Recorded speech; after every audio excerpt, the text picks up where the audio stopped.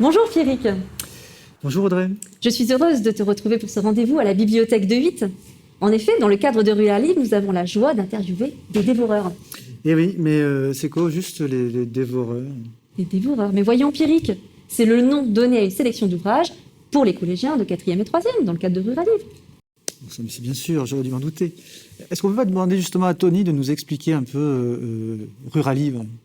Vous expliquez Rue à Livre. Ouais. Qu'est-ce que c'est? Sacrée affaire, ouais. En quelques mots en Ouais. plus. Rue à Livre, c'est une opération qui est née il y a 26 ans dans le Pas-de-Calais, qui existe également dans le Nord d'ailleurs, qui existe depuis 20 ans dans le Nord. Elle a été créée au départ par une association, une fédération associative, la Fédération des foyers ruraux du Nord et du Pas-de-Calais, qui regroupe à peu près une soixantaine d'associations qui œuvrent toutes en milieu rural pour l'animation et le développement culturel, associatif, sportif, jeunesse en milieu rural. Et ce prix littéraire départemental s'adresse avant tout au public des ados, et notamment au public des collégiens. C'est pour ça qu'il se divise en deux catégories, les grignoteurs et les dévoreurs, les deux catégories étant étanches, étant pas parfaitement séparées. C'est un prix qui a comme particularité d'être décerné par les ados, mais ça va plus loin que ça, puisque la sélection elle-même des ouvrages est faite par les ados, et les lauréats dans chaque catégorie sont désignés par les adolescents à partir d'une présélection faite par un comité de lecture. En tout, Rue à Livre, c'est 3 à 4 000 lecteurs, les bonnes années, les années où il n'y a pas de Covid, on va dire, et puis 2000 lecteurs qui viennent au salon Rue à Livre, qui clôture l'opération chaque année. Évidemment, ces 2 dernières années ont été un peu particulières, mais on a la chance cette année de pouvoir accueillir des auteurs et de les faire tourner dans les collèges à la rencontre de leurs lecteurs. Donc c'est pour ça qu'aujourd'hui, à la table, on est aussi bien accompagné? Voilà, on est accompagné par 3 auteurs de la sélection dévoreurs. Il en manque 3 qui auraient pu être là, qui n'ont pas pu se déplacer, qu'on va citer quand même peut-être, qui sont Florence Hinkel, Muriel Jurcher et Éric Senabre, qui auraient dû être aussi parmi nous, mais qui n'ont pas pu se déplacer. Mais voilà, on est en belle compagnie quand même. Donc nous avons à nos côtés Isabelle Pandazopoulos, Hélène Vignal et Sylvie Alouche autour de la table. Bonjour à toutes. Bonjour. Donc, est-ce que tu as des choses à rajouter à propos de Rue à Livre, Tony, ou est-ce qu'on commence dans le vif du sujet? Je remercie quand même les gens qui permettent que Rue à Livre existe. Ils sont assez nombreux, les auteurs évidemment avant tout, le comité de lecture, les jeunes surtout, les jeunes sans qui on ne pourrait pas faire cette opération, et puis remercier ceux qui aident directement les foyers ruraux et Rue à Livre, le département du Pas-de-Calais, la région Hauts-de-France, la direction régionale des affaires culturelles, et puis particulièrement la CAPSO, qui a permis que cette table ronde ait lieu cette année, ce qui est une petite nouveauté pour nous. Donc on remercie la communauté d'agglomération du Pays de Saint-Omer et cette médiathèque de Witt qui nous accueille. Merci Tony. Pierrick, nous allons peut-être présenter à nos auditeurs les auteurs qui sont avec nous. Qu'en penses-tu? Alors je pense qu'on va peut-être dire autrice, si je suis... Oui, autrice. Non. Bon, je sens qu'il y a un débat sur le thème qu'on pourra peut-être évoquer en fin d'émission. Qu'en penses-tu? Oui, pourquoi pas. Est-ce que nous commençons donc peut-être par Sylvie? Est-il possible que vous vous présentiez en quelques mots? En quelques mots? En quelques jours? En quelques jours. Voilà, je suis auteure jeunesse depuis très longtemps. Et je suis très heureuse parce que ici, mon livre Snap Killer a été sélectionné et je suis lauréate du prix Rue à Livre. Donc c'est quand même toujours impressionnant, je ne suis pas blasée.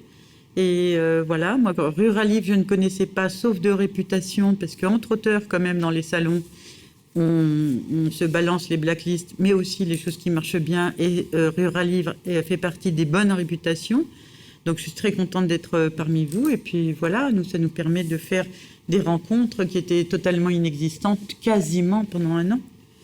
Donc, me présenter. Voilà, j'écris depuis quelques années maintenant du roman policier. Et vous avez toujours été auteur? Oui, ça fait... toujours... j'ai fait tellement de choses à côté. Non, j'étais comédienne, je suis photographe parallèlement à mon métier d'auteur. Mais de plus en plus, oui, j'écris. Je ne fais quasiment que ça, maintenant. Et votre vie, on va dire, parallèle à ce métier vous inspire et vous permet d'avoir davantage d'inspiration peut-être dans vos ouvrages? Pas forcément. Si, la photo, bien sûr. C'est marrant parce qu'il y a un jeune hier qui m'a posé une question très intelligente et qui me demandait est-ce qu'un jour vous allez mêler votre travail de photographe à l'écriture? Et ça, je cherche depuis des années comment. C'est-à-dire qu'évidemment, j'ai déjà fait ça, de l'écriture d'illustration ou des photos d'illustration de l'écriture. Mais ce que je cherche, c'est comment intégrer une photo réellement dans mon récit, qui soit une part entière du récit. Donc ça, c'est pas mal. Oui, après, si vous voulez, la photographie, c'est aussi une histoire de regard. Il y a mon regard d'écrivain, en tout cas avec ma commissaire Clara Di Lazio, qui est ancrée dans le réel. Donc mon regard d'écrivain sur les faits de société. Mais la photo, c'est ça aussi, dans un autre domaine. C'est quel regard, moi, je vais porter, qu'est-ce que je vais apporter de différent. L'exemple que je donnais récemment, c'est une des dernières grandes expositions que j'ai pu faire en photographie. J'ai choisi Venise comme sujet.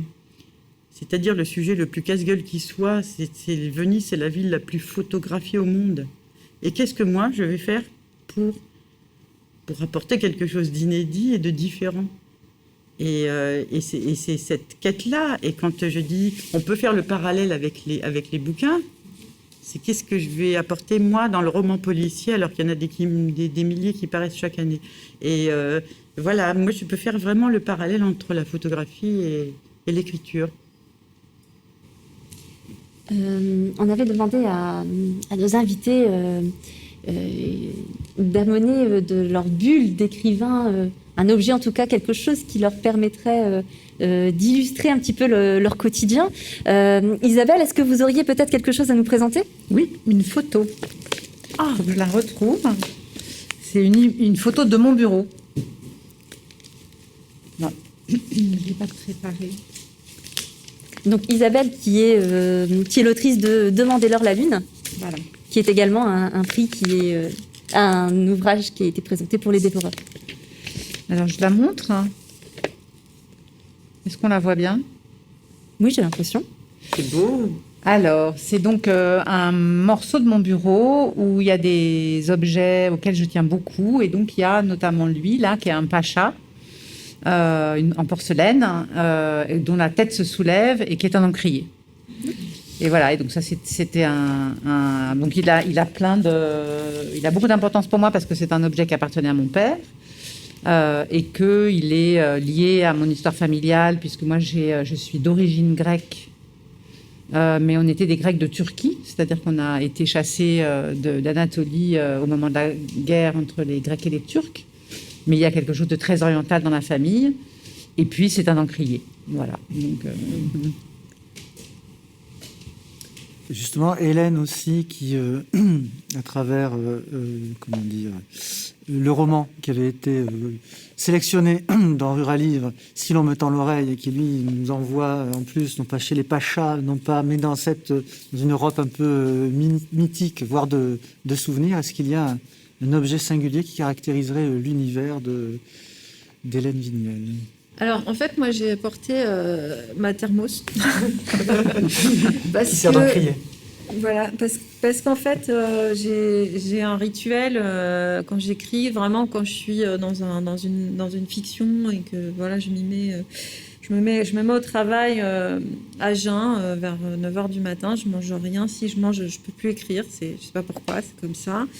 Et donc, je travaille et vers 11h, je m'arrête. Je prends ce café qui me fait un bien fou et je me remets à travailler jusqu'à 13, 14, 15h en fonction de la pénibilité ou de l'entrain que j'ai ce jour-là.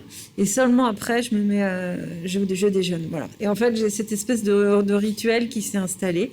Et donc, ce café de 11h est un moment où je lève le nez de mon travail, où je prends un peu de recul sur ce que je suis en train de faire et où je me reconnecte aussi avec mon corps, avec le goût du café. Et voilà, en général, dans le silence, s'il fait beau, je vais un peu dehors, mais pas très longtemps, juste une petite pause. Et puis, en général, je le finis pas, je le commence, voilà. Et après, je retourne avec ma thermos que je pose à côté de mon ordinateur et je me remets au travail. Donc, c'était une façon de penser plus que à l'espace, puisque moi, je suis nomade dans ma propre maison, c'est-à-dire que j'écris dans plusieurs endroits, je sais pas, un bureau. Mais c'est plus l'organisation du temps, en fait, qui fait que je suis en écriture. Voilà. Et vous, Sylvie, est-ce que vous avez comme ça un endroit dans lequel vous souhaitez écrire, ou est-ce que vous pouvez comme ça écrire un petit peu de façon nomade? Obligatoirement nomade, puisque je tourne beaucoup, je fais beaucoup de rencontres scolaires, donc j'écris beaucoup dans les trains, les avions, les hôtels. Maintenant, quand je suis un bon moment à Paris, alors j'ai tout ce qu'il faut chez moi. J'ai un joli bureau avec le côté rassurant de centaines de livres derrière. J'adore, je l'appelle ma grotte. Et alors le rituel, c'est que je me lève très tôt pour écrire. Donc le matin, évidemment, je suis chez moi. En revanche, vers 14h, je dois sortir. Et je continue le périple d'écriture dans un petit bistrot que je connais bien. C'est un peu ma deuxième maison. Et je l'ai choisi, les bistrots, c'est-à-dire qu'il ne faut pas qu'il y ait de musique. Et ce petit bistrot chez Saïd, en bas de chez moi, quand il me voit arriver avec mon gros sac, il me dit « Tu travailles ?» Je dis « Ben oui, Saïd, je vais travailler. » Donc il monte sur une chaise, j'ai ma table attitrée au fond, il débranche le haut-parleur parce qu'il sait que ça m'énerve. Et voilà, là, je peux continuer à travailler 3 à 4 heures sur mes romans, si bien qu'avec le confinement, j'ai été totalement déstabilisée. Alors que franchement, mon bureau, c'est une pièce à moi, à la maison, c'est calme, c'est un appartement plutôt agréable. J'étais perdue. Il y avait un moment, je ne savais plus où écrire. C'était très, très bizarre ce qui s'est passé pour moi pendant le confinement. Ça m'a plutôt... J'ai des camarades écrivains qui ont été très prolifiques pendant cette période. Moi, ça a été une période de glaciation, je crois. Ça m'a figée pendant plusieurs mois. Et donc vous êtes contente aujourd'hui, avec la réouverture peut-être des terrasses, où vous allez peut-être retrouver les terrasses un semblant et surtout oui, les terrasses. Mon petit bistrot, là, il me tarde d'y aller. Mais surtout les rencontres. Ouais. Et là, j'ai pris... Enfin, je le savais. J'ai pris conscience, mais vraiment beaucoup, à quel point ça faisait partie intégrante de mon travail d'écrivain pour la jeunesse. C'est-à-dire, quand je dis je me suis figée, j'arrivais pas à terminer le roman, j'avais aucune envie, déjà, c'est de l'envie. Et je m'aperçois que les 3 jours de rencontre ici, ça m'a redonné une énergie. Ça m'a épuisée, mais je repars avec une énergie, avec une seule envie, c'est de rentrer et d'écrire le prochain quand même.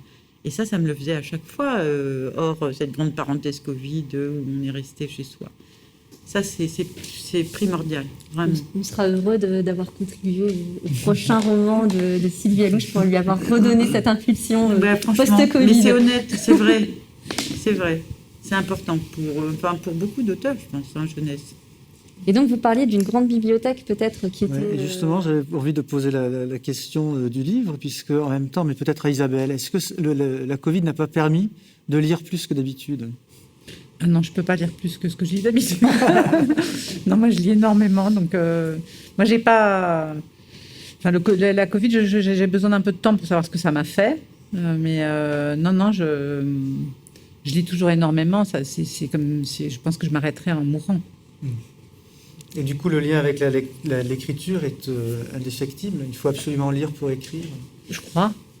Et aussi, en revanche, j'ai beaucoup lu.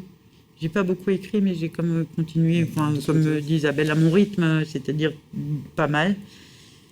Voilà, après, je sais pas, c'était des choses inédites pour moi, ce qui s'est passé. Mais souvent, les gens m'appelaient en me disant, toi qui cours toujours après le temps, je dis, j'ai pas le temps d'écrire. Et là, t'en as du temps. Je dis, oui, mais non. Moi, ça a été en gros canapé Netflix, pendant 3 mois, au moins 3 mois, où je savais pas, j'avais plus, perdu. Et vous, Hélène, vous avez comme ça un rapport au livre qui est, je sais pas, qui vous a peut-être, vous avez peut-être une rencontre particulière avec un ouvrage, ou alors le besoin d'avoir des livres. Je suppose que vous avez peut-être le besoin d'avoir des livres près de vous quand vous êtes au travail ou... Oui. Alors, moi, mon meilleur ami, c'est le dictionnaire des synonymes et contraires, voilà, que j'ai tout le temps en format papier à disposition, parce que j'aime bien aussi manipuler ce dictionnaire, chercher le mot. Je peux le faire sur un dictionnaire en ligne, mais j'aime bien le prendre. Ça fait une petite pause, je cherche le mot. En le cherchant, je tombe sur d'autres mots. Bon, voilà. Et donc ça, c'est un livre de travail, c'est un livre technique. Après, bien sûr, c'est pas le cas de tout le monde d'ailleurs, mais quand on discute entre nous, les auteurs, on a des rapports assez différents. Moi, je lis en effet beaucoup, et je lis de façon assez égale de la littérature jeunesse et de la littérature adulte. Un petit peu d'essais. Et de la bande dessinée, voilà. Donc je suis sur, en gros, ces pistes-là. Et j'ai beaucoup besoin de romans de contemporains et même de contemporaines. C'est-à-dire que c'est très important pour moi de lire ce que les autres autrices sont en train de produire en fait en ce moment. Ce qu'elles écrivent dans la société qu'on partage. Et c'est intéressant de croiser, de recevoir cette parole de contemporaines, de femmes qui ont potentiellement les mêmes problèmes que moi, la même vie que moi. Enfin voilà, et ça c'est un truc que j'étais pas consciente de ça tout de suite. Et en fait, depuis 6-7 ans, je tiens un journal de lecture. C'est-à-dire, je note chacun des livres que je lis, je relève des citations. Je fais un gros boulot sur mes lectures. Et en fait, je me suis rendu compte qu'il y avait beaucoup de femmes, sans l'avoir conscientisé, sans l'avoir réfléchi. Et je l'explique comme ça. Je pense que je cherche un peu ce que des gens qui seraient dans la même situation que moi peuvent produire comme texte. Ça m'intéresse beaucoup. Et encore une fois, jeunesse ou adulte, les deux sont importants. Les deux sont importants. Et je pense que Isabelle et Sylvie ont la même expérience, mais quand on parle de littérature jeunesse avec des gens, qu'on dit alors t'écris quoi? J'écris pour la jeunesse. On a souvent l'habitude, pour les gens qui ne connaissent pas ce milieu-là, d'avoir ce petit regard condescendant. Ah ok. Cette espèce de petite façon très subtile de dire ah. Ouais. Mais ton vrai métier, c'est quoi? Ouais, c'est ça. Puis t'es pas vraiment écrivaine en fait. Un peu ce qu'a demandé Audrey tout à l'heure. Voilà, qu'est-ce que voilà, mais sinon. Non, il n'y a pas de sinon, en fait. C'est un vrai travail. Et alors, peut-être pour les trois, comment définiriez-vous donc justement le terme de auteur jeunesse? Est-ce qu'il est bon, pas bon? Est-ce que... Parce qu'apparemment, ça crée un problème. J'ai compris. Alors, il y a jeunesse et jeunesse, quand même. Nous, on écrit pour... Quoi? Non, c'est vrai, il y a quand même... il faut dire. Non, mais c'est pas ça. Il y a l'âge compte aussi. C'est-à-dire que personnellement, depuis ma série avec ma copine Serre, je suis en grands ados, jeunes adultes. Dans certaines librairies, je suis classée des deux côtés, en adulte et en jeunesse. De plus en plus en salon avec cette série, bien sûr. Habituellement, on voit arriver les parents avec leurs ados et puis je signe pour les enfants. Là, je vois 2 adultes, donc moi, d'emblée, je dis, mais c'est pour votre fille? Elle va dire, non, c'est pour nous. L'année dernière, je ne sais plus compter en année depuis cette année de Covid. Bon, bref, un jour, j'ai été invitée 3 fois dans des clubs polar adultes, pour adultes. J'ai participé à un débat entre Franck Tillier et Dominique Sylvain, qui sont des auteurs de polar adultes. Je ne sais plus moi-même où me situer. Maintenant, je sais pour qui j'écris. Parce que si vraiment j'écrivais en adulte, peut-être que ça ne serait pas... Tiens, c'est une bonne question que je me pose à moi-même. Quelle est la différence entre ça et un livre adulte, en fait? Je pense qu'il me manquerait un peu plus de noirceur. Je pense que quand j'écris pour la jeunesse, même s'ils sont durs, hein, des enlèvements, des assassinats, des meurtres... là, c'est sur le harcèlement qui pousse au suicide, donc c'est pas le club des 5.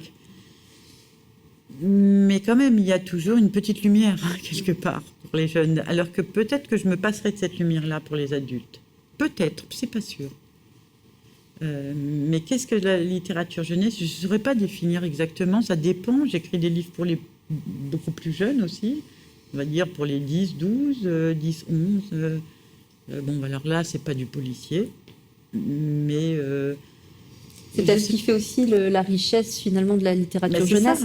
C'est qu'on parle à une population peut-être qui est assez vaste, entre le tout petit et l'adolescent, pour lequel vous pouvez écrire. Et, est-ce que vous avez peut-être des envies d'écrire sur des publics plus jeunes que ce que vous proposez peut-être aujourd'hui?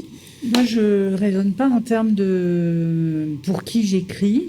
Je me dis pas, tiens, je vais écrire pour... alors évidemment, j'écris pas pour les tout petits. Ouais.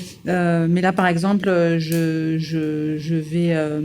initié une collection qui démarre en août, là, sur la mythologie, des héroïnes de la mythologie. Bon, ça va commencer à partir de 9 ans, mais c'est pas écrit... c'est pas écrit pour les petites filles de 9 ans ou pour les petits garçons de 9 ans. C'est écrit, ça raconte la mythologie, quoi. Voilà. Et donc, en fait, ouvre le livre qui veut. Moi, c'est ça, peut-être... Ouais, c'est pour ça que le terme d'auteur jeunesse ne te concerne pas. En fait, c'est un problème d'édition et de libraire. C'est-à-dire que on m'a mis dans une catégorie, et je publie dans cette catégorie. Voilà. Mais moi, je répète, hein, et je le dis à tous les élèves que je peux croiser, c'est vraiment un livre, c'est l'espace de la liberté. C'est-à-dire que quand on met des catégories d'âge et tout ça, moi j'ai lu des livres qu'on disait très compliqués pour les adultes, très jeunes, parce que mes parents n'en avaient rien à faire de ce que je lisais. Et c'est un grand cadeau qu'ils m'ont fait. C'est-à-dire que j'ai lu parce qu'il y en avait beaucoup sur l'étagère. Et aussi quand qu'on j'allais n'avait à pas la grand-chose bibliothèque. pour notre tranche Voilà. d'âge. Oui, mais Il y avait quasiment rien. Passer les... la comtesse de Ségur. Oui, mais après... Je sais, ça fait du jeune. Après, non, mais c'est... on n'avait pas tellement de choix, on a été épuisés chez les adultes très rapidement. Le clan des 7, le club des 5, tous les Bennett, tous les Alice, tout ça, oui, c'était mais quand même... on est petite, là, encore. C'est Après, quand on a 13-14... Ah bah oui, après, quand il n'y avait pas la littérature. Donc, on va puiser là, directement. Moi, je Après, sais qu'à c'était, 14 ans, j'avais déjà lu Agatha Christie, qui était normalement réservée aux adultes, parce qu'on n'avait rien, en fait. Et que là, je trouve qu'il y a une proposition faite aux jeunes et donc, en fait, énorme. Je trouve qu'il n'y a pas d'autre règle que celle de dire si ça te plaît, tu lis. Et si ça ne te plaît pas, t'arrêtes et il y en a un autre. Oui, je serais assez d'accord aussi. Voilà. Ouais. Donc, si je comprends bien, c'est plus l'histoire que vous souhaitez raconter. Et finalement, c'est les éditeurs qui vous classent finalement dans une littérature ado. Alors, moi, j'ai une éditrice avec laquelle j'ai fait tous mes livres pendant 16 ans, qui s'appelle Sylvie Gracia, qui disait un truc que je pense assez juste. Elle disait que... Parce qu'elle travaille autant... maintenant, elle travaille plus qu'en adulte.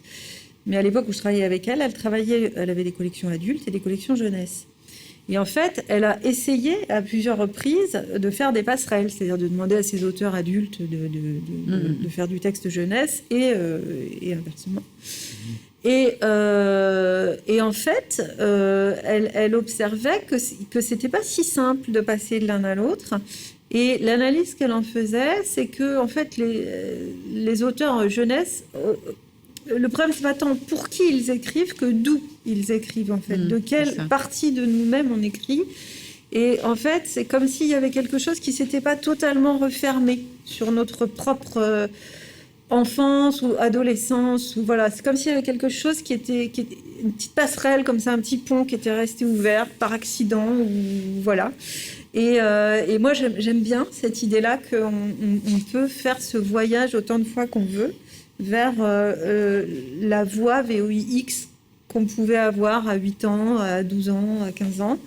Et je pense que c'est quelque chose comme ça qui se passe, c'est quelque chose qui s'est pas refermé. Voilà, un petit accident de parcours et qui fait qu'on peut retourner écrire de là. Ça ne veut pas dire qu'on redevient des enfants ou des adolescents, mais ça veut dire qu'on continue d'avoir accès à la perception qu'un adolescent peut avoir d'une situation ou qu'un enfant peut avoir d'une situation, sans être obligé de mettre des points d'exclamation partout ou de faire gnangnan, quoi. Voilà, c'est qu'un enfant, quand on est enfant, on a une lecture d'une situation qui est très sensible, très subtile. Et nous, on peut y retourner, mais avec en plus le vocabulaire et l'analyse en fait d'un adulte. Voilà. Et je pense que c'est ça qui est assez particulier dans nos métiers et que tout le monde ne peut pas faire. Voilà. C'est pour ça que la condescendance c'est pas très grave parce que finalement, en fait, on sait nous ce que ça a de subtil, ce que ça a de riche et ce que ça a de particulier le métier qu'on fait. Avec en plus ce lien avec les enfants et les adolescents, on en voit des milliers par an. Et on a cette chance d'être dans un rapport de vérité avec eux, c'est-à-dire de parler des thèmes de nos livres. Tu parlais du harcèlement, enfin voilà, de tout ce qu'on traverse dans la vie et des milliers d'enfants par an.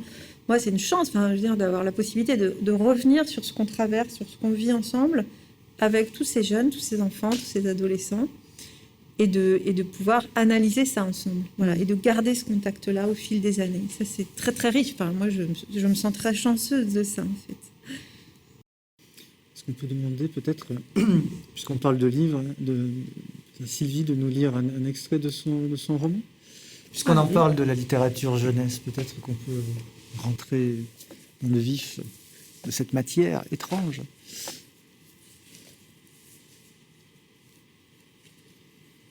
Alors c'est le tout début. Ce livre commence comme ça. C'est assez énigmatique. La nuit est belle, noire, sans étoiles, sans lune, à peine fraîche. Un vent doux comme une caresse balaie le feuillage du chêne centenaire. Tout est calme ou presque. Un léger craquement régulier, obsédant, trouble le silence.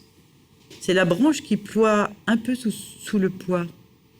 Il voit le monde à l'envers ou l'envers du monde. Il se balance au gré de la brise, pendule qui rythme un temps désormais infini. Ça fout les jetons, hein.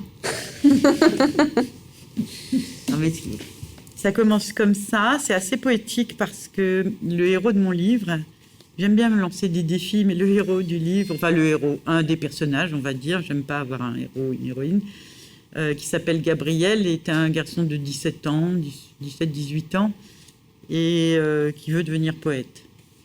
Et donc j'ai mis en scène ce garçon et les poésies qu'il écrira et proposer ça dans un roman policier, c'était pas une évidence. Voilà. Et c'est vrai que la poésie est un genre particulier. Et est-ce que vous vous sentiriez peut-être de sauter le pas et par la suite faire comme Gabriel et vous lancer dans la poésie pour adolescents? Je me fais peur parce que je vais pas spolier, j'arrive pas à dire ce mot, je dis toujours spoiler. C'est un peu gâché. Je n'ai pas dit vulgacher, hein, quand même tout, c'est un polar. Quand elle me dit vous allez faire comme Gabriel, le pauvre. Non. Mais j'ai déjà passé ce pas parce que moi je suis entrée en littérature par la poésie. En fait. D'accord. Ça m'est arrivé, c'est marrant, je la raconte pas toujours cette anecdote, mais tout à l'heure, il y a 1 heure avec des jeunes, et on me dit comment vous avez commencé, et si je crois en CM2, quand on m'a donné à apprendre une poésie, je sais pas ce que c'était en gros, et j'ai commencé à lire, et je me disais, mais tiens, c'est bizarre, on peut raconter une histoire de cette façon, on peut faire rimer des mots, on peut... Et donc c'était long, on a tous râlé au début, mais on l'a apprise, et quand l'institutrice nous a raconté l'histoire, j'ai pleuré. Et je savais qu'à ce moment-là, j'avais reçu en pleine figure la beauté absolue. J'avais pas mis ces mots-là à cet âge-là, évidemment, et qu'elle n'allait plus jamais me quitter. Jamais. Et mes premiers textes publiés, ça a été 2 poésies dans une revue qui n'existe plus, qui s'appelle la revue Artère. Et pour moi, c'était... voilà, je mettais un pied dans la cour des très, très grands. Et ces très grands, ce sont les poètes. Et cette poésie, pour terminer là-dessus, c'est le Dormeur du Val d'Arthur Rimbaud. Et ça a été un choc. Mais d'ailleurs, ce texte-là a un petit lien, je trouve, avec le Dormeur du Val. Je ne sais pas pourquoi ça me fait penser à... Je te l'ai dit tout à l'heure. Mais si on y réfléchit bien, pour moi, pour une auteure de polar, pas que, mais quand même, depuis 8 ans, j'écris du polar, le Dormeur du Val, il est structuré comme un roman policier. On a le paysage, le décor, le déroulement. On voit, on parle de ce jeune. C'est un trou de verdure ou d'or, une rivière accrochant follement aux herbes ses haillons d'argent. C'est très beau, on plante le décor. Et petit à petit, c'est la dernière ligne qu'on sait ce qui lui est arrivé au gars quand même. J'ai compris ça il n'y a pas longtemps en fait. C'est la dramatisation d'une situation. Mais, non, mais c'est tellement beau c'est que du coup on oublie de voir que c'est magnifique. Donc oui, la poésie, quels que soient mes romans les plus noirs, dans celui qui, pour l'instant, d'Ilasio, c'est une trilogie. Après Snapkiller, j'ai écrit Serial Tattoo, des sujets toujours un peu lourds. Hein, ça parle de la traite des êtres humains. Ça, c'est le gros sujet général. Et je me suis attachée à une famille nigériane à Paris, la mère et ses 3 filles, qui va expliquer. Donc j'explique brièvement, je ne voulais pas que ce soit mon sujet, mais pourquoi elles ont quitté le Nigeria. Voilà, pourchassées par les groupes islamistes, l'arrivée des groupes islamistes. Je parle des exactions faites là-bas, etc. Elles pensent, enfin, après un périple terrible, être un peu tranquille en France. Seulement l'une des filles va se faire rattraper par un trafic. Et intervient ma commissaire. Eh bien, croyez-le ou pas, j'ai réussi à placer Rainer Maria Rilke dans le livre. Je vous dis pas où. Vous n'avez qu'à le lire. On parlait là de l'importance du mot. Isabelle, je pense que dans votre ouvrage aussi, le mot qui sort de la bouche des adolescents est très important dans... Et peut-être aussi en même temps cet accès à la sensibilité dont nous a parlé Sylvie sur son émotion de CM2. C'est aussi d'émotions dont il est question avec tes personnages. Oui, c'est l'histoire de 4 décrocheurs scolaires qui sont pris en charge par une prof qui leur propose dans décrocheurs scolaires, donc dans un lycée pro, qui leur propose de passer un concours d'éloquence. Et du coup, ils n'ont absolument aucune idée de ce que c'est que l'éloquence et à quoi ça sert. Et voilà, au fil du livre, on les découvre chacun avec leur histoire. Et en même temps, la force du groupe et de ce que c'est que de prendre la parole quand quelqu'un dit « je te regarde et je t'écoute ». Vous avez peut-être un lien avec votre professeur. Je crois savoir que vous avez été... Oui, j'ai été prof avec encore des décrocheurs scolaires, donc c'était un petit peu la volonté de raconter le groupe dans ce qu'il peut avoir de structurant, parce qu'on raconte toujours le groupe comme au niveau, voilà, dans ce qu'il peut avoir de néfaste, d'attaquants, avec les histoires de harcèlement. Or, le groupe, on voit bien avec le confinement, ça nous a beaucoup manqué à tous. Ah oui. Et il y a absolument besoin du groupe et des autres et de soi à l'intérieur d'un groupe pour grandir et s'accomplir socialement et tout ça. Et j'avais envie de raconter le groupe de cette manière-là. C'est-à-dire qu'en fait, à partir du moment où mon Bastien, qui est un gars de la campagne, croise un Farouk qui est un migrant, que ça commence par des insultes racistes, et en même temps, à travers ce groupe-là, il y a quelque chose de l'ouverture à l'autre qui fait que on vit mieux ensemble. Et l'idée d'apporter un regard nouveau sur les adolescents et de leur donner une importance et une voix, au final. Parfois, mais ça vaut pour tous les âges, en fait. Je pense que cette question de regarde qui je suis, écoute qui je suis, elle est pas au-delà de l'apparence que j'ai, au-delà des idées que tu te fais sur qui je suis. Je pense que c'est le fondement du lien social. Tu as peut-être un extrait aussi. Oui, alors justement, ça va être un raccord avec ce que je disais tout à l'heure.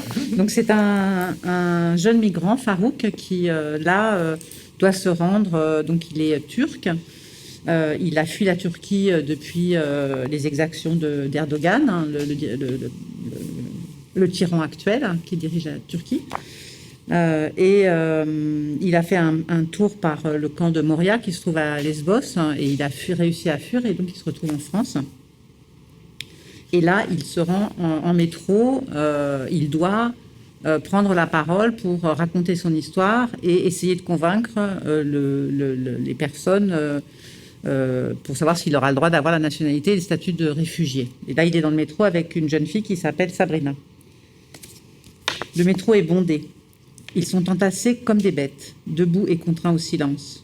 Les visages sont fermés, les yeux baissés, chacun se recroqueville sur lui-même comme pour tenir en apnée pendant ces longues minutes étouffantes. Sauf Samantha et Farouk, qui se sont aussitôt rapprochés l'un de l'autre. Elle est aussi menue qu'un oiseau, pense-t-il, et elle sent si bon. Une odeur d'herbe fraîche, de thym et de lavande. En Turquie, il vivait dans une grande maison sur les hauteurs d'Istanbul. Au premier rayon du soleil, il aimait se cacher au fond du jardin et se plonger dans un livre, loin de ses sœurs et de leurs copines qui piaillaient comme des hirondelles, parlant sans jamais s'arrêter de tout et de rien, une bande de gamines écervelées et pénibles qui entraient et sortaient de cette maison où la porte était toujours ouverte, avec des tas de choses à vivre, à dire et à espérer. Et quand il lisait, lui, retiré dans son coin, assis sur la pierre blanche qui lui servait de banc, il plongeait dans ces histoires qui lui montraient le monde, rêvait de partir loin, à l'aventure, tout en respirant sans le savoir cette odeur d'herbe fraîche, de thym et de lavande qu'il retrouve dans le métro avec Sam. Il la serre dans ses bras, prend la tête entre ses mains et l'embrasse avec une infinie tendresse. Elle en a les larmes aux yeux. Elle a senti qu'il y avait dans ce baiser bien plus qu'il ne pourrait jamais lui raconter, comme on regarde un bateau qui s'en va tout en restant à quai. C'est avec ce sentiment-là qu'il entre dans le bâtiment du Centre national des demandeurs d'asile, l'impression d'être entier, au moins un peu, en tout cas en contact avec des souvenirs qu'il peut faire vivre à l'intérieur de lui sans s'effondrer. La suite. La suite au prochain épisode. Hélène, vous avez aussi des personnages qui sont attachés à une moralité. Oui, voilà, dans votre ouvrage. Est-ce que vous pouvez nous en dire un petit peu plus? Oui, ce sont des personnages, ce sont des nomades en fait. C'est dans un monde imaginaire que j'ai appelé les 3 provinces. Et dans ce monde, il n'y a pas de commerce fixe en fait. Donc les gens sont obligés d'attendre les foires, le groupe, là encore, le moment où tout le monde se retrouve. Et c'est à ce moment-là qu'on fait ses achats, qu'on fait ses provisions, qu'on fait ses confidences aussi à des gens qui les écoutent et qui repartent avec. Et donc, mon personnage principal s'appelle Grozna, c'est une diseuse de bonne aventure. Il suffit qu'on approche son oreille de sa bouche et c'est automatique. Elle se met à parler de ce qui nous attend, de notre avenir. Et en fait, un jour, dans les 3 provinces, il y a un jeune prince qui arrive au pouvoir, qui succède à son père et qui veut révolutionner les choses, qui veut changer, en fait, qui veut marquer son époque, qui veut marquer son temps, qui veut marquer la modernité. Et donc, il prend une décision toute simple, hein, qui a l'air très, très pragmatique et très logique comme ça. Il dit, mais c'est complètement stupide d'attendre les foires, en fait. Maintenant, on va demander à tous ces nomades de se sédentariser et d'ouvrir des magasins. Comme ça, chacun pourra consommer ce qu'il veut en tout lieu et à tout moment. Donc, il n'y aura plus besoin d'attendre. Et donc, il est absolument ravi de cette idée. Et donc, il demande à tout le monde de se faire assigner un territoire. Voilà. Et en fait, il brise complètement le mode de vie de tout son pays, ce qui fait que ces ambulants n'ont plus le droit de bouger et que les sédentaires ne peuvent plus confier leurs histoires et leurs secrets pour qu'ils s'en aillent et qu'ils soient transformés et métabolisés. Et du coup, ça brise en fait toute une société, cette idée géniale. Et donc, on suit Grozna, qui est très solitaire, mais qui, dans ces circonstances, va faire groupe et va s'allier avec un troubadour, une coiffeuse un peu farfelue et une petite fille, et puis d'autres personnages qui vont rencontrer en chemin. Parce que finalement, il ne suffit pas de faire un décret, il ne suffit pas de faire une loi, il ne suffit pas de donner une règle pour changer les êtres. Et qu'il y a quelque chose en nous de bien plus fort que toutes ces règles-là. Et on le voit avec la question des migrants qui a été évoquée, avec l'histoire aussi de ta famille. On peut pas à un moment donné décider comme ça de la destinée des gens. Ça suffit pas, en fait, ça marche pas. On voit bien aujourd'hui dans nos sociétés que tant pis, on monte dans un bateau gonflable à 80 et on prend le risque de mourir en mer parce que de toute façon, il y a quelque chose de beaucoup plus fort. Et en fait, voilà, moi, cette histoire, elle est partie aussi beaucoup de la situation de cette injustice qui fait qu'on est en fait dans un monde où certains ont le droit de se déplacer et d'autres non. Voilà. Et moi, pour moi, c'est insupportable, comme pour beaucoup d'autres. Et donc, finalement, j'ai écrit ce livre entre 2016 et 2019. Il est sorti à l'hiver 2019. Et 6 mois après, on était confinés, donc assignés. Et ça a été quand même un peu un choc. Et ce livre-là, du coup, a été interrompu lui-même dans son développement. Donc, merci au Ruralivre de l'avoir sélectionné et de lui avoir donné encore des motifs de circuler.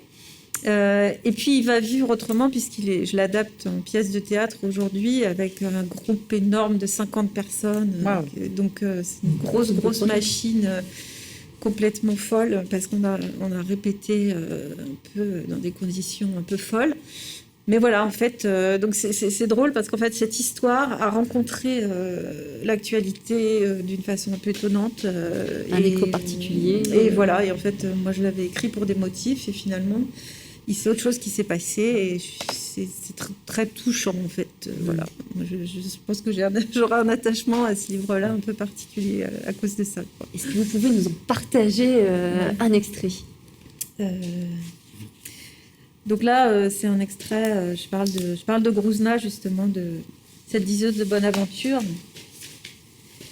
Elle était issue d'une lignée riche en contradictions. Alors, Grouzna a 4 mères qui la suivent partout, mais il n'y a qu'elle qui les voit. Voilà. Pour Mère Le Soin, par exemple, aucun mal ne restait sans remède. Elle était connue en son temps pour tout guérir. Pourtant, elle ne vint jamais à bout de ses propres maux qui finirent par l'emporter. Mère Lasso n'avait reculé devant aucun combat durant sa vie. Et à l'époque où elle avait vécu, les conflits étaient nombreux, même au pays des histoires. Stratège parfaite, elle avait livré toutes les batailles et connaissait toutes les tactiques de l'affrontement. Toutes, sauf une, dont elle mesura trop tard l'importance, l'immobilité. Mère Laruse, elle, s'arrangeait de toutes les situations, embobinait n'importe qui et retournait à son avantage n'importe quelle conjoncture. Et pourtant, c'est elle qui avait fini ses jours, emprisonnée en douceur par un compagnon jaloux qui l'avait éloignée de tous et vidée de ses dernières forces. Quant à Mère L'Envers, qui prônait l'harmonie et savait prêcher comme personne l'entente et le consensus, elle avait passé son existence entière à remettre en cause la moindre règle, le plus infime codicile, trouvant suspecte toute forme d'entre-soi et voyait dans tout accord de plus de 2 personnes les prémices d'un dangereux complot pour détruire la concorde des vivants. Grouzna la solitaire aimait aussi croire qu'un jour, elle pourrait joindre sa voix à celle des autres. Mais pour l'heure, elle avait besoin d'accélérer le pas. Et plus la masse compacte de ses semblables s'éloignait, plus elle retrouvait d'espace dans sa poitrine. Elle marcha longtemps, sans s'arrêter, évitant les regards et les interpellations des voyageurs qu'elle croisait. Elle marcha, en fixant l'horizon jusqu'à ce que le soleil fût descendu et l'aveuglât. Alors, elle regarda le sol, ses pieds poussiéreux qui avançaient l'un après l'autre, en rythme, et elle chanta pour éteindre ses angoisses. Si, on est Bah oui, oui. On a la joie là, de vous avoir toutes les 3 autour de cette table. Est-ce que, en tant qu'auteur, autrice, vous avez l'occasion de vous rencontrer autre que sur des salons, peut-être pour discuter entre vous sur la manière dont vous travaillez, pour vous donner des conseils? Enfin voilà, comment ça se passe quand on est auteur et qu'on a envie d'avoir le conseil d'un père? Je pense que c'est comme dans toute relation, on se fait des copines ou des copains dans des salons, voilà, et donc il y a des gens avec lesquels on a des affinités, d'autres moins, moi il me semble.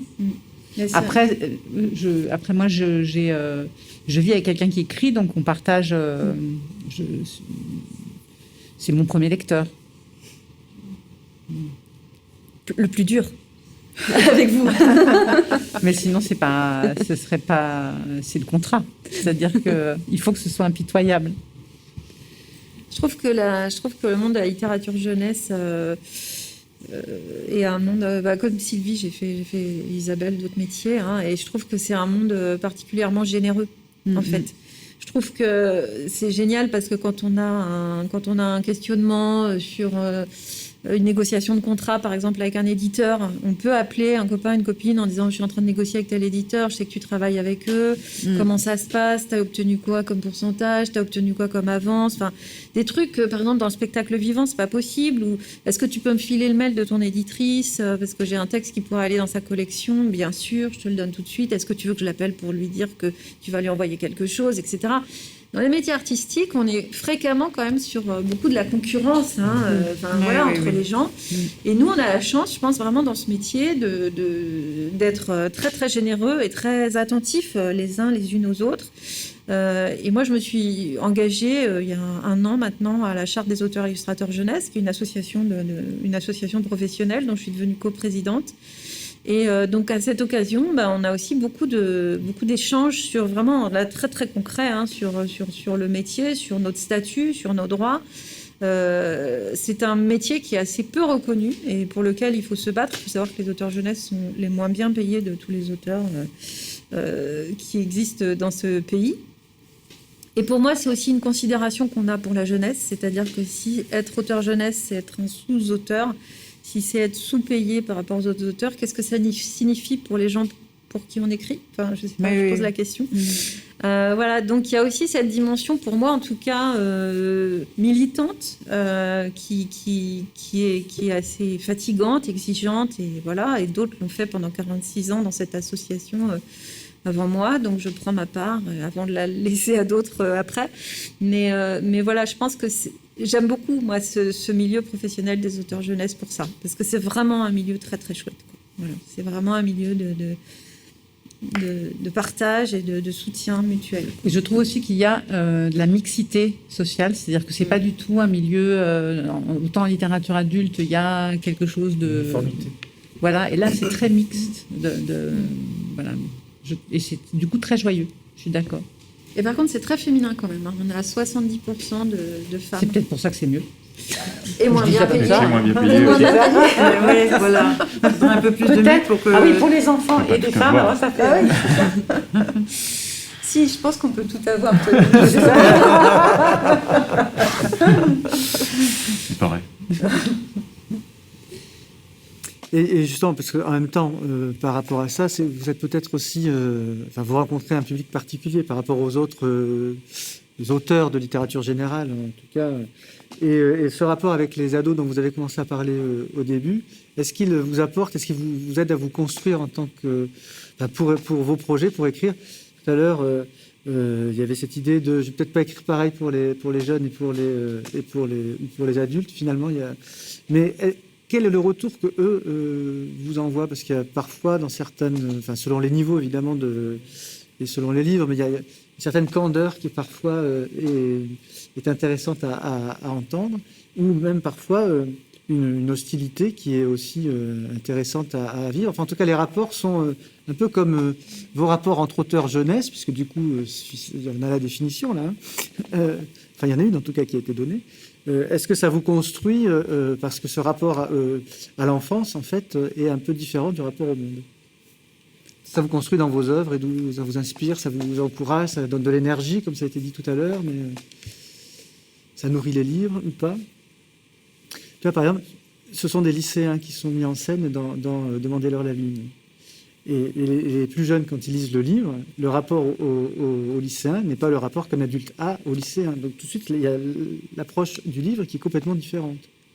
Or, quand ils te parlent, ils savent que tu leur parles à eux aussi. Alors, c'est peut-être une fausse question que je pose. J'ai entendu la question. Non, mais non, c'est que tu nous fais réfléchir. On se dit, oh là là, la question. Si je résume la question, c'est est-ce que les rencontres avec les jeunes...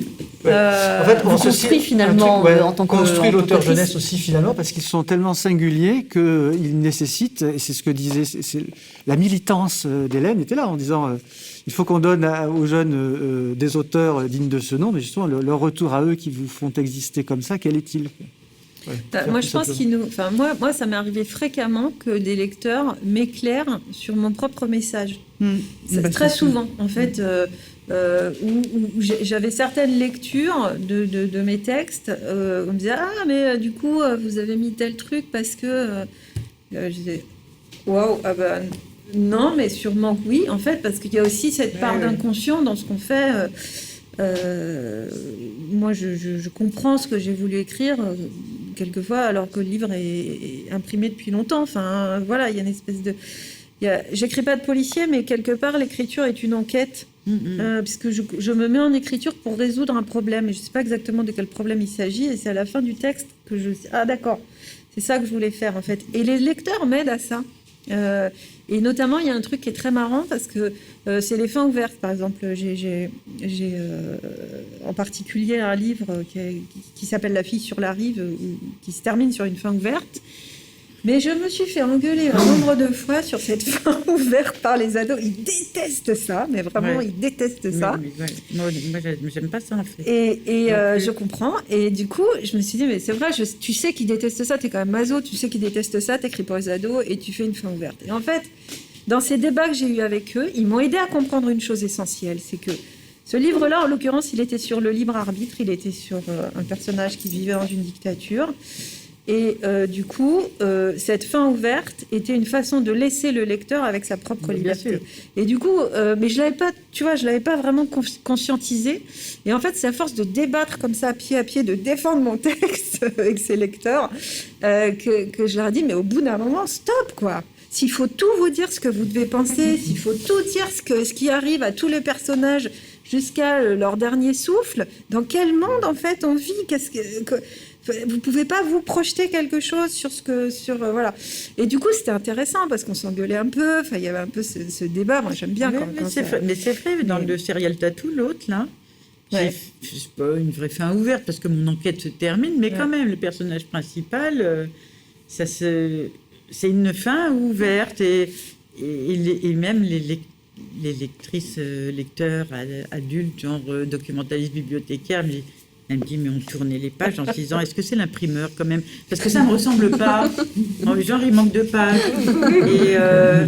Et moi, je me suis aperçue, mais je le sais depuis longtemps, moi, en tant que lectrice, en tant que regardeuse de séries, quand ça termine comme ça, si ouvert, je n'aime pas. Je n'aime pas, et pourtant, j'ai assez d'imagination pour penser et assez de réflexion, etc. Et de bouteilles pour me dire, mais bien sûr, ils veulent nous dire si c'est ça. Mais quand même, mais la liberté n'est pas confortable, en fait. Exactement. Ouais, et puis ça va aussi avec une forme d'insatisfaction, c'est-à-dire qu'il y a quelque chose dans la fin, enfin dans la clôture, qui est le message, c'est dormez bonnes gens. Ouais. On s'occupe de tout. Alors que dans la satisfaction, il y a quelque chose d'inconfortable, comme un grain, et voilà, qui est du désir. Hein. Voilà, moi, je maintiens absolument, parce que c'est une question que j'ai sur tous mes livres. Vous allez écrire un tome 2.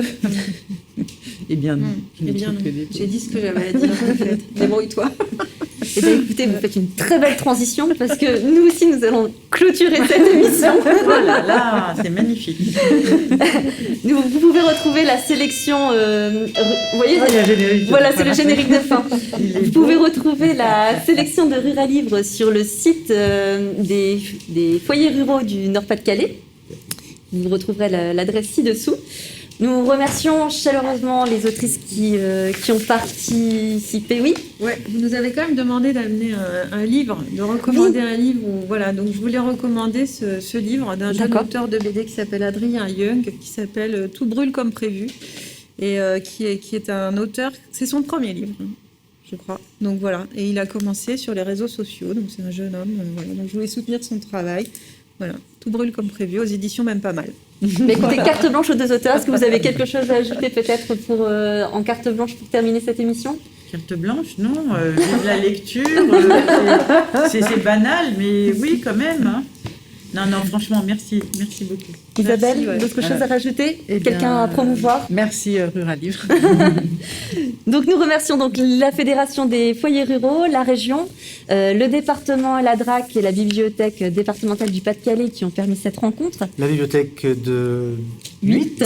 Ah, voilà pour son accueil gourmand, dévoreur, son café, sa terrasse. L'équipe technique avec David Janequin et le Conservatoire à rayonnement départemental du Pays de Saint-Omer. Et cette émission fut présentée par Audrey Briet de la Bibliothèque d'agglomération du Pays de Saint-Omer. Et Pierrick Mestaf, animateur vie littéraire de la médiathèque départementale du Pas-de-Calais. Merci à tous pour votre écoute et bonne lecture. Merci. Merci. Au revoir. Au revoir.